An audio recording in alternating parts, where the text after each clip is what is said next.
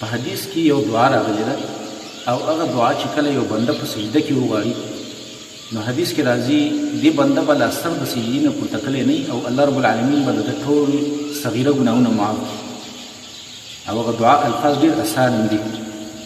اصل کې دا سجده په مانځه کې یو لوی مقام لري، یو لویه درجه لري او د احادیثو د رسول الله صلی الله علیه وسلم نه داسې معلومیږي چې په سجده کې الله رب العالمین د دې بنده دعاګانې ډېرې زیاتې قبلوي. حديث كي راجع عن عبد الله بن عباس رضي الله تعالى عنه قال قال رسول الله صلى الله عليه وسلم عبد الله بن عباس رضي الله تعالى عنه فرمائي رسول الله صلى الله عليه وسلم فرمائي لي أما الركوع فعزموا فيه الرب تاسو بدي ركوع كده الله تعظيم بيانوي سبحان ربي العظيم ده الله لوي بكي بيانوي. وأما السجود هرچ سجده ده فاجتهدوا في الدعاء تاسو بكي دعاګانې ډېرې غواړئ ولي فقمن ان يستجاب لكم. نبي صلى الله عليه وسلم ډېر لایق ده چې الله به ستاسو دعاګانې قبول کړي. رواه مسلم د حدیث امام مسلم راوړی دی. یو بل حدیث کې راځي ابي هريره رضی الله تعالی عنه فرمایي قال قال رسول الله صلى الله عليه وسلم وی رسول الله صلى الله عليه وسلم فرمایلی دي اقرب ما يكون العبد من ربه وهو ساجد. د سجدې په حالت کې بنده الله ته ډېر نږدې. کله چې بنده په سجده پروت وي نو په دغه حالت کې الله تعالی بنده ډېر نږدې. نو پکثروا من الدعاء. نبی صلی الله علیه وسلم فرمایي تاسو به کې دعاګانې ډېر غواړئ. هغه دعا الفاظ په حدیث کې راغلي. هغه حدیث دی په روایت د ابي سعید خدری رضی الله تعالی عنه باندې.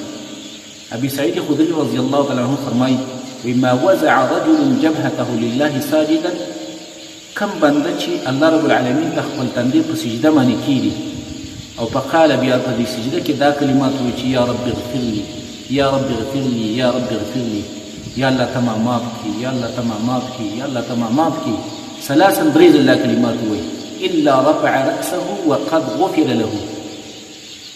نو دا حدیث کې راځي چې د دې سړي با سر د سجدې نه چې څنګه راپورته کوي الله رب العالمین به دته ټول ګناهونه ورمعاف کړي. نور الفاظ او نور دعاګانې په سجده کې راغلي دي. عائشه رضی الله تعالی عنها فرمایي وی رسول الله صلی الله علیه وسلم په رکوع سجده کې د ټول نه زیاته دعا دا کوله چې سبحانك اللهم ربنا وبحمدك اللهم اغفر لي. دا حدیث متفق علیه دی. امام مسلم امام بخاری دوانو راوړی دی. په بل حدیث کې راځي عائشه رضی الله تعالی عنها فرمایي یو ځل ما د شپې د نبی صلی الله علیه وسلم تلاش کاوه لټون مې کاوه بار ته پسې جومات ته راووتم نو نبی صلی الله علیه وسلم په سجده پروت و. ما د خپل لاسونه د نبی صلی الله علیه وسلم د خپو په دې تلو پسې وسولول.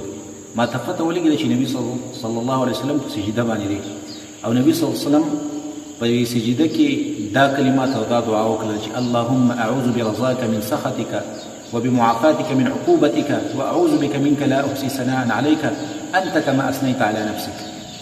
يوم الحديث كي راجع عن ابي هريره رضي الله تعالى عنه ان رسول الله صلى الله عليه وسلم كان يقول في سجوده.